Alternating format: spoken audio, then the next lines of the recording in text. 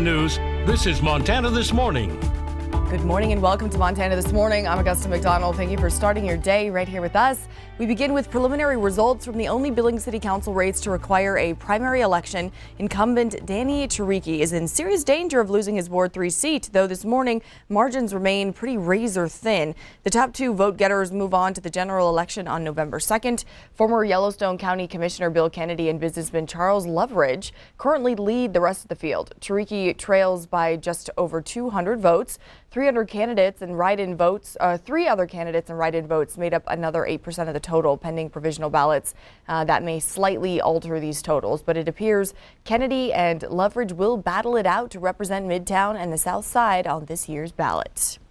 Now, a quick note for your morning commute. Zimmerman Trail will be closed all day today for annual maintenance. Detours are in place, so if you drive Zimmerman, give yourself some extra time to use an alternate route. Yes, definitely find another way to go around there. Good morning, Miller. How are you? Good morning and welcome to the hump. Happy Wednesday. Yeah, all right. Well, we got some changes in the forecast. Okay. Got a bit of a cool down coming in. We have a chance to see some rain. Not a whole lot of rain off of this system coming through. Maybe southern parts of Montana, northern parts of Wyoming could get maybe 0.2 of an inch of rain. We're going to show you that here in just a bit. Right now, it's a bit milder than normal. We should be around 50 waking up. We're at 65 currently at the airport. Humidity at 45%. Winds out of the west at about 9 miles an hour. Take a look at temperatures across the area, 50s and 60s. We do have a little bit of rain out ahead of that bad boy right there. Here's a cold front. Yep, it's going to come on through, give us a chance of showers and thunderstorms. Maybe some stronger storms around the Bighorns later this afternoon and this evening. We'll take a look at that. And, of course, you see the word cooler for the next couple of days. But we will warm back up across the weekend, which at this point is looking fantastic. We'll take a look at that and a whole lot more with the main forecast coming up. All right, Miller, thank you so much. Okay. And in national headlines this morning, Congress returned to Washington this week and ignited a new political fight. House Republicans have formally launched an impeachment inquiry into President Biden, alleging a, quote, culture of corruption between the president and his son's business dealings. Democrats are calling the move absurd and illegitimate. CBS's Jared Hill reports. Bowing to pressure from his caucus, House Speaker Kevin McCarthy announced a formal impeachment inquiry into President Biden. We are committed to getting the answers for the American public. Nothing more, nothing less. McCarthy says the move gives 3 Republican-led House committees more power to investigate the president, though so far their ongoing probes have found no evidence that Mr. Biden profited from his son, Hunter Biden's business dealings. This is an illegitimate impeachment inquiry, period, full stop. It's a waste of time and taxpayer dollars. House Democrats jumped to the president's defense. A White House spokesman said in a statement, House Republicans have been investigating the president for more than 9 months, and they've turned up no evidence of wrongdoing. This is a baby step following weeks of pressure from House conservatives to do more. Some hard-right lawmakers had threatened to oust McCarthy as Speaker if he didn't endorse the impeachment inquiry, though some Republicans are pushing back. I'm going to get a briefing later in the week on what evidence links President, at the time, Vice President Joe Biden, to Hunter Biden's activities. I haven't seen that link yet, and so I'm reluctant to agree with Speaker McCarthy. The political fight comes as the country faces a potential shutdown at the end of the month if Congress does not pass legislation to keep the government funded. Jared Hill, CBS News.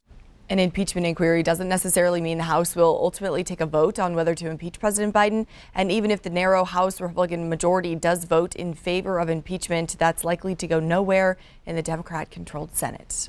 This week, the city of Billings rolled out some changes to the way garbage is collected. If the updates have you a little confused, don't worry, you're not alone. Here's what you need to know. You can now only place a stack of clean cardboard next to garbage cans once per month to be picked up for free. All other extra garbage collection will move to call in only and cost $5 per item. Before we made that switch, 50% of what the extras were when we drove around was cardboard. It's your Amazon boxes, your Costco boxes, your Sam's boxes. But now let's go to the biggest change. 85% of you now have a new pickup day. This is what you're used to, each color on the map representing a different trash collection day. The city says this old model was extremely inefficient, and this is what it looks like now. Today is your day, Billings Heights. Make sure those trash cans are on the curb before 7 a.m. On Monday, collectors take care of the West End. Tuesday is Midtown Day, and tomorrow the city will be collecting over by downtown and the South Side. City leaders say this will be much more efficient and lead to less miles driven, less fuel burned, and ultimately less wear and tear on maintenance on garbage trucks. So definitely keep an eye on that. And Montana's standardized test scores are in, showing major improvements in student testing in 11th grade, but little to no improvement for students testing in 3rd through 8th grade. Scores for 11th graders were the highest since the pandemic, putting proficiency at a historic level. 8th graders tested 5% higher in math and 11% higher in reading than the previous year, but the margin for elementary reading and math was much slimmer, with a 1.1% increase in reading scores and a 1% decline in math scores. Meanwhile, Governor Greg Gianforte continues touting Montana's answer to a nationwide teacher shortage. The newly passed TEACH Act permits provisional emergency licensure, meaning somebody working towards becoming a teacher can get in the classroom and on staff before they graduate college. Yesterday, the governor was at Lockwood High School. It's one of the biggest beneficiaries of this law, adding 31 new teachers and staff. Montana has one of the lowest average starting salaries for teachers in the country at just below $40,000.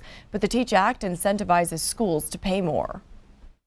Any new teacher that's coming in is immediately placed on their 3rd year on the teacher pay scale. The TEACH Act was a large reason for me being able to make this jump. I am immensely grateful for this opportunity.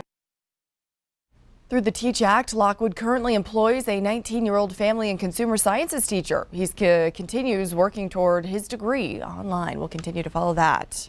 Montana often loses our educators to other states, some lured away by offers of better pay. But a middle school science teacher in Joliet learned being home can be priceless. Mr. Counter was beloved by students for years before taking a gig in Alaska. But when he got there, the homesickness started to set in. Counter chose to return to Joliet schools this year, a decision he calls a no-brainer and one that is music to the ears of Joliet's principal. He brings a lot of passion, a lot of energy, and that's really what we appreciate the most. I've had great support here from the beginning. My coworkers, my fellow teachers that are here, we just have a really solid staff that I'm happy to be a part of. Principal Hernandez admits there might have been some re-recruiting text messages and calls to coax Mr. Counter back to Montana. And new this morning, children battling cancer is one of the most heartbreaking things you can imagine. A group of Billings moms, each raising a child diagnosed with the disease, wants all of us to know we can help these kids by donating something more valuable than money. Q2's Haley Monaco explains. Lamonte could ride around his front yard for hours. Ready, set, go! At his 3rd birthday last weekend, he looked like any other happy and healthy toddler, but things were much tougher at 2. He got a blood transfusion on his birthday last year, so. In July 2022, Lamonte's mother noticed he wasn't acting like himself. I had taken him in to check his blood work to see if he was anemic. The levels came back not so good. The next morning we got the call that he did have leukemia. It's one of the hardest phone calls of McKenna Lataski's life. Something you never thought that you would ever have to hear. Next thing Lataski knew, she and Lamonte were heading to Colorado, where they would remain for nearly a year. During his treatment, he had 6 blood transfusions. Now back in Billings, life is returning back to normal for the family of 4. He's currently in remission / maintenance. He has about a year left of treatment, so we're getting there. This is Lamonte's photo, joined by 6 other children in our area battling childhood cancer, and the mothers who know all too well just how much their children rely on these blood and platelet transfusions have put together a virtual blood drive for the month of September.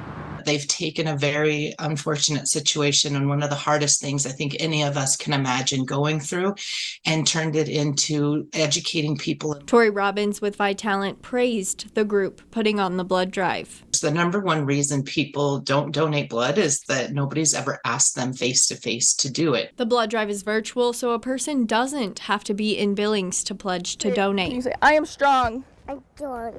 To help children just like Lamonte stay strong. In Billings, Haley Monaco, MTN News. Thank you, Haley. Living in the most remote parts of Montana has its benefits, but in times of an emergency, it can also be dangerous. Steve Pfeiffer knows this well. He's got a place out in rural Paradise Valley. On a quiet Saturday night before Memorial Day weekend, he was home alone making dinner when he accidentally dropped a piece of china. It shattered and cut his wrist, but this just wasn't a regular cut. He had to drive himself 100 miles to town. When he finally made it to Livingston Healthcare, he walked in the door and fainted. And the first thing I heard the emergency room doctor say was, this is not something we can deal with in Livingston. This guy, we need to get this guy to the Billings clinic. All the tendons turned out to have been cut and the nerves. So, which is pretty remarkable for a piece of china just falling from here to the counter. I mean, this has got to be one of the freakiest accidents. Pfeiffer is now healing up. Doctors in Livingston and Billings say his story highlights the growth in rural-urban partnerships and the importance of knowing when it's time to seek help. Every minute matters. Doorbell cameras are catching thieves in the act, but one crime in Billings is leaving a homeowner scratching his head. Video shows a man coming to Al Falcon's yard, then running off with the garden lights. It's a strange theft, but one that isn't surprising to Western Pawn owner Andy Nelson. He says people bring stolen items of all variety into his shop. Pawn shops are required to provide a list of what they buy to police so officers can check the items against stolen goods. Police officers coming in and putting it on hold. And it's actually stolen, and they're actually starting the whole process. That's about 3 times a month, I would say, on average. Al Falcon tells us he doesn't really care if he gets his garden lights back or not. He just wants his neighbors to know what's happening and to keep their valuables out of their lawns. In 2011, Snoop Dogg released his 11th studio album, which features the track Take You Home for one of his opening acts. Home is right here in Billings, Montana. This morning, Q2's Diane Parker introduces us to a Magic City son making a name in the rap game. Positively Montana is sponsored by Yellowstone Valley Electric Cooperative. One Billings West High graduate is making it big on stage as the opening act for artists like Snoop Dogg and the Yin Yang Twins. But back here at home is where you can find his biggest fan. I'm a mother. I'm a fan of all my kids. Yeah, I will always be his #1 fan. We can drink away our problems. Face will follow. When Preston Wayne walked the red carpet for his first movie premiere in April 2023, his mom, Tanya Martin, was right by his side. My mama, she's like my biggest support. I love her so much. Actually, I made him promise that I got to go to the first red carpet event that he had, and yeah, that was amazing. The movie, available on Peacock, is called Praise This, and 26-year-old Preston had a big role. That I did all the music for, and I even landed an acting role in it as well. That's like my most proud moment on TV. From the big screen to the big stage, Preston Wayne has made a name for himself. He spent this summer on tour with Snoop Dogg, Wiz Khalifa, and the Yin Yang Twins. Preston he's an example of, if you believe it and you want it, you can have it. Just a couple shows in, people started asking questions, like the artists themselves, Snoop and Wiz and all them. They were like, who's that guy going on stage? And I ended up hearing that Snoop was backstage singing one of my songs, and there was so much crazy moments. This following a humble start to his career when Preston stocked shelves at Macy's in Los Angeles, waiting for his big break. His mom sending him sandwich money to get by. And growing up here in Billings, Preston was best known not for his music, but for his baseball talents at West High. Although his parents say they always knew music was his true passion. Me and his dad were driving when he was about 3 years old, and we both kind of like turned to each other and we're like, did you hear that? And he's like, yeah, I heard it too.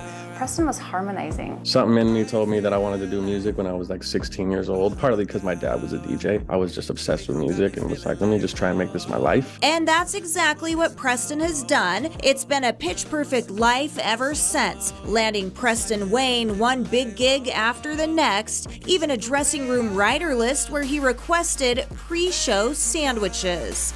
In Billings, Diane Parker, MTN News.